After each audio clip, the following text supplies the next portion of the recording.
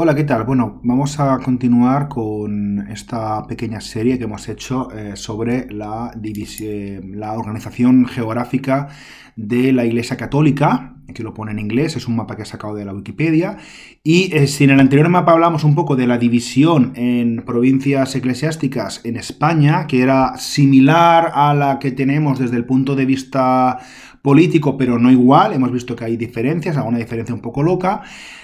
A nivel mundial sí que es una absoluta locura, ¿no? Porque si os dais cuenta, este mapa se pueden distinguir algunos países, pero otros no. Es decir, que realmente eh, una pista, cuanto más pequeña sea la provincia eclesiástica, en este caso católica, porque aquí hablamos solamente de catolicismo, protestantes, evangelistas, ortodoxos, anglicanos, todo esto nada. Cuanto más pequeña, significa, bueno, pues que hay una mayor proporción de fieles de la Iglesia Católica, ¿no?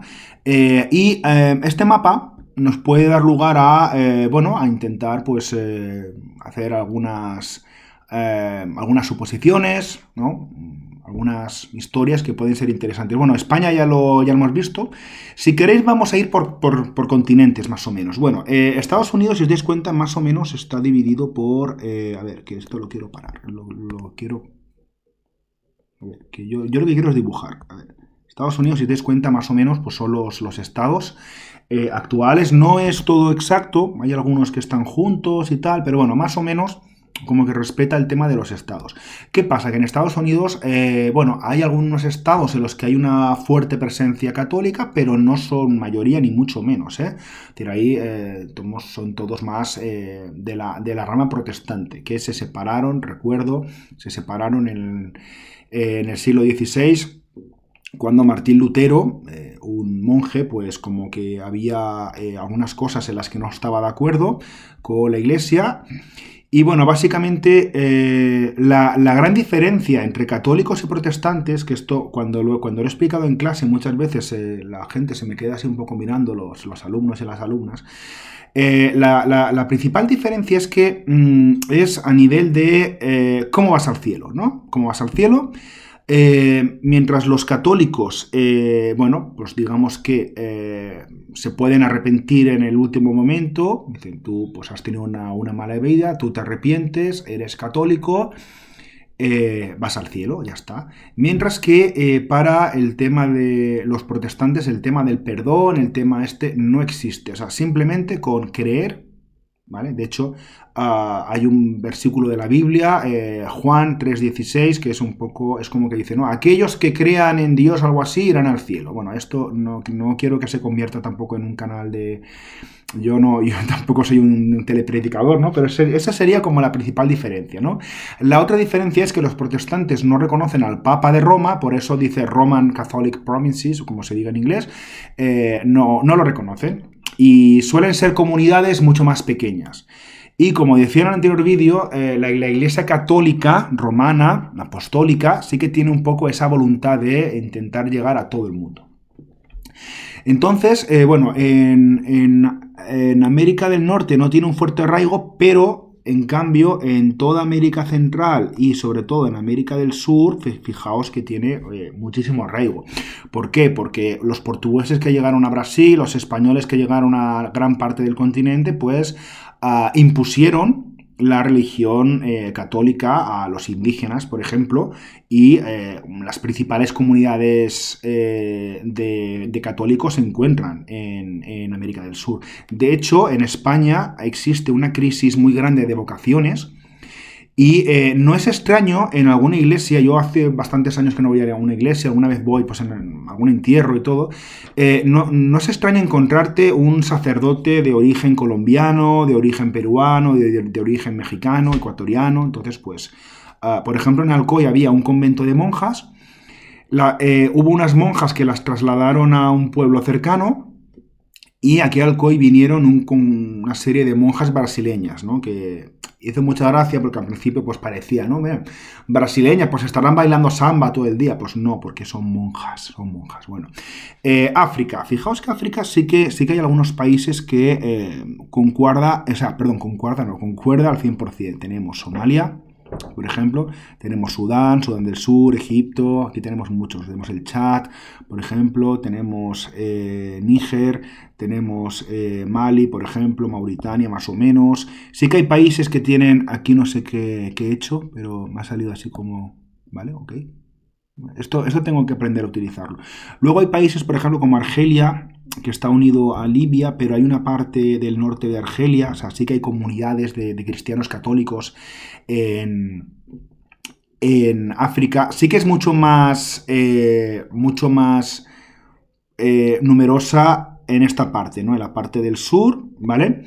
Y aquí sí que hay que hacer como una pequeña salvedad. Hay que tener en cuenta que, por ejemplo, esta división a nosotros en España no nos afecta para nada, salvo que tengas que pedir algún papel o alguna historia, pero es una cosa que es totalmente irrelevante.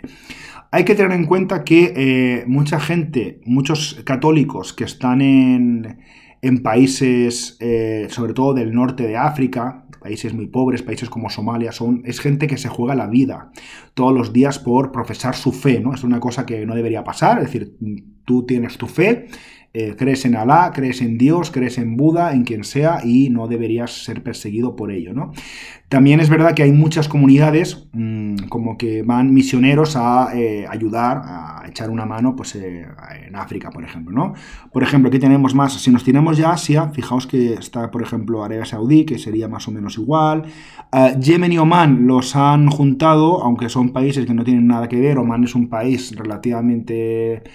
bueno, que tiene un país, digamos, rico más o menos, con un índice de desarrollo humano alto, mientras que Yemen pues, es uno de los países más pobres de toda Asia, ¿no? Por ejemplo, fijaos que la India está dividida, sí que hay partes de católicos en la India, pero la India pues, es un conglomerado de religiones, la que predomina es el hinduismo, pero tienen también zonas musulmanas, zonas budistas, por ejemplo, ¿no? China, por ejemplo, también pues, tiene como distintas regiones.